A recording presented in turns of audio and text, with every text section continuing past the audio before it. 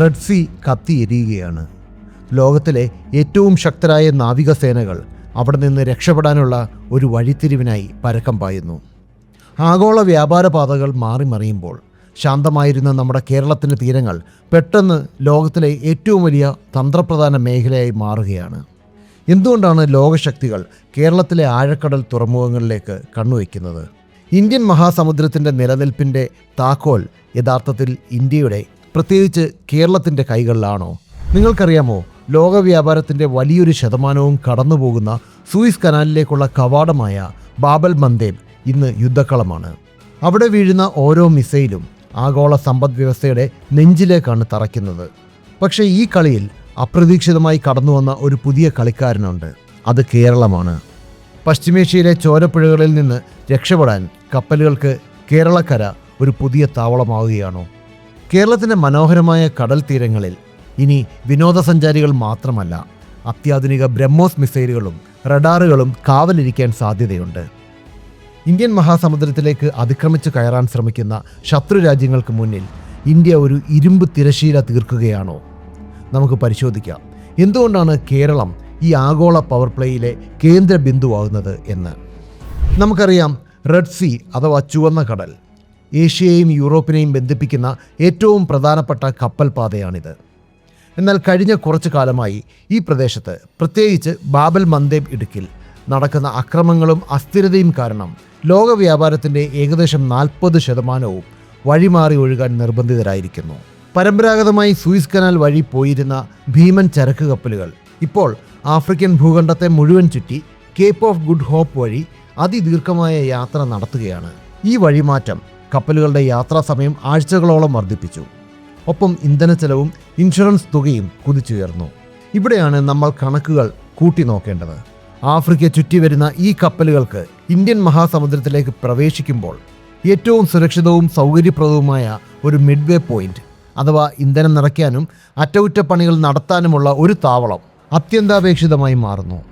സിംഗപ്പൂരിനും ദുബായിക്കുമൊക്കെ മധ്യത്തിലായി കൃത്യമായ സ്ഥാനത്ത് സ്ഥിതി ചെയ്യുന്ന ഒന്നാണ് നമ്മുടെ സ്വന്തം ദൈവത്തിൻ്റെ നാട്. കേരളത്തിലെ വിഴിഞ്ഞം അന്താരാഷ്ട്ര തുറമുഖം പോലുള്ള ആഴക്കടൽ തുറമുഖങ്ങൾക്ക് ഈ കപ്പലുകളെ ഉൾക്കൊള്ളാൻ അസാധാരണമായ ശേഷിയുണ്ട്.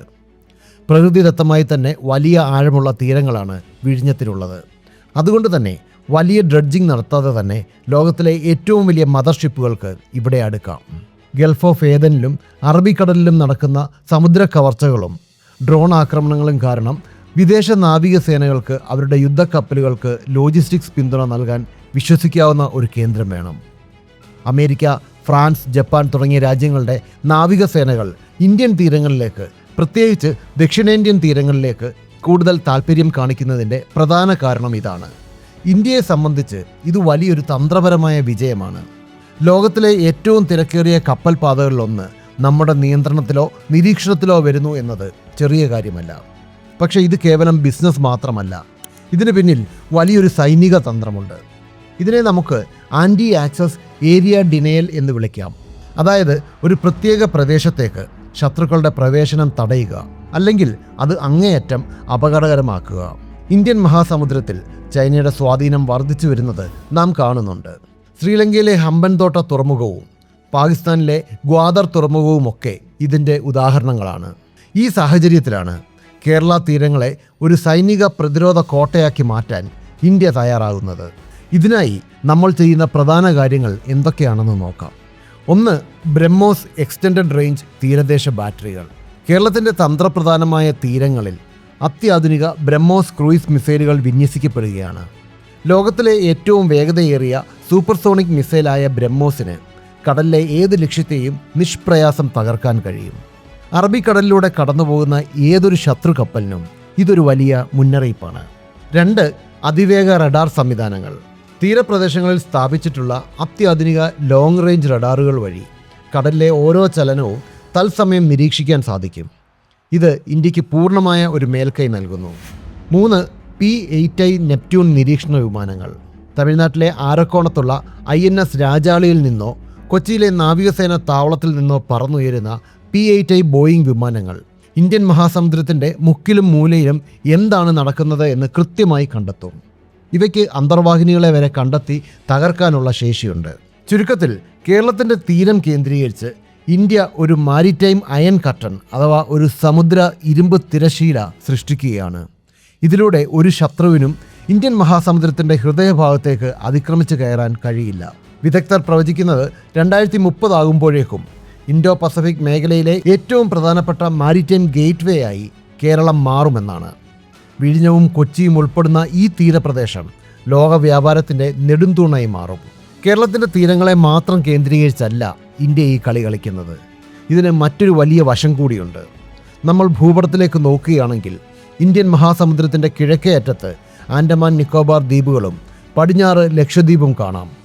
ഈ 2 ദ്വീപ് സമൂഹങ്ങൾക്ക് നടുവിലാണ് നമ്മുടെ കേരളം സ്ഥിതി ചെയ്യുന്നത്.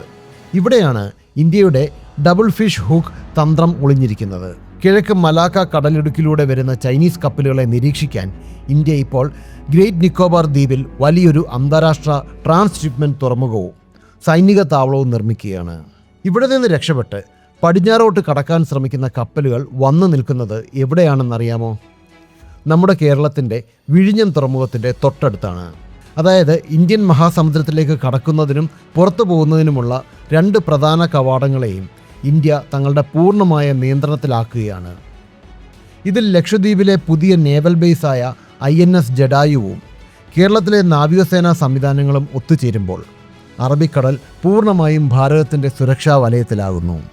ലോകത്തിലെ മറ്റേതൊരു നാവികസേനയ്ക്കും അവകാശപ്പെടാനില്ലാത്ത ഭൂമിശാസ്ത്രപരമായ മേൽക്കൈയാണ് ഈ കേരള ദ്വീപ് അച്ചുതണ്ട് വഴി ഭാരതത്തിന് ലഭിക്കുന്നത്. ഇത് വെറുമൊരു പ്രതിരോധമല്ല, മറിച്ച് ഇന്ത്യൻ മഹാസമുദ്രത്തിലെ അനിഷേധ്യമായ അധിപന്മാരായി ഇന്ത്യ മാറുന്നതിൻ്റെ വ്യക്തമായ തെളിവാണ്. എന്നാൽ ഇതിൽ ചില ആശങ്കകളും ഉയരുന്നുണ്ട്. കേരള തീരങ്ങൾ ഇത്തരത്തിൽ അമിതമായി സൈനികവൽക്കരിക്കപ്പെടുന്നത് ശരിയാണോ? ഇത് നമ്മുടെ മത്സ്യത്തൊഴിലാളികളെയും സാധാരണ ജീവിതത്തെയും ബാധിക്കുമോ? നമുക്ക് 2 വശവും ചിന്തിക്കേണ്ടതുണ്ട്. ഒരു വശത്ത് ആഗോള കപ്പൽപാതകളെ കടൽ കൊള്ളക്കാരിൽ നിന്നും തീവ്രവാദികളിൽ നിന്നും സംരക്ഷിക്കേണ്ടത് അനിവാര്യമാണ്. അല്ലെങ്കിൽ അത് സാധനങ്ങളുടെ വിലക്കയറ്റത്തിനും വലിയ സാമ്പത്തിക പ്രതിസന്ധിക്കും കാരണമാകും. അതിനാൽ സുരക്ഷ ഉറപ്പാക്കുക എന്നത് രാജ്യത്തിൻ്റെ ബാധ്യതയാണ്.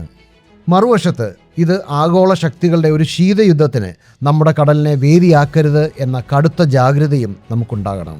എങ്കിലും ഒരു കാര്യം ഉറപ്പാണ്, പണ്ട് സുഗന്ധവ്യഞ്ജനങ്ങൾ തേടി വിദേശികൾ കപ്പലിറങ്ങിയ ഇതേ കേരളത്തിൻ്റെ മണ്ണും കടലും ഇന്ന് 21-ാം നൂറ്റാണ്ടിലെ ആഗോള രാഷ്ട്രീയത്തിൻ്റെ ഗതി നിയന്ത്രിക്കാൻ പോവുകയാണ്.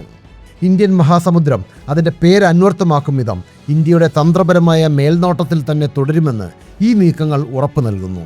ഇതിൽ കേരളം വഹിക്കുന്ന പങ്ക് ചരിത്രത്തിൽ സുവർണാക്ഷരങ്ങളാൽ എഴുതപ്പെടും. നിങ്ങൾക്കെന്ത് തോന്നുന്നു?